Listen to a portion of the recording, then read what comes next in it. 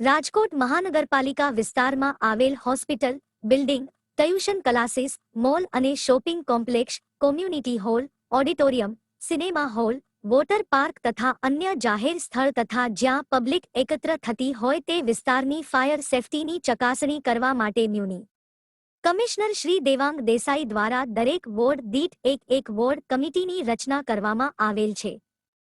આ ward committee દ્વારા ઝુંબેશના રૂપમાં ચકાસણીની કામગીરી હાથ ધરવામાં આવેલ છે। આ કામગીરી દરમિયાન મ્યુનિ કમિશનર શ્રી દેવાંગ દેસાઈ પોતે પણ વોર્ડ નં. 8માં કાલાવડ રોડ પર સેન્ટ હોલી સ્કૂલ અને વોર્ડ નં.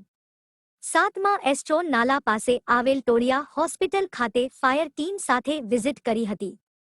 રાજકોટ મહાનગરપાલિકા દ્વારા આજતા ના રોજ હાથ ધરાયેલ કામગીરી દરમિયાન વિવિધ વોર્ડની ટીમોએ કુલ 202 એકમોની ચકાસણી કરી હતી, જેમાં ફાયર એન્ડ પોટસી નહીં ધરાવતા કુલ 43 સંકુલો સીલ કરવામાં આવ્યા છે, જ્યારે 107 એકમોને નોટિસ આપવામાં આવેલ છે।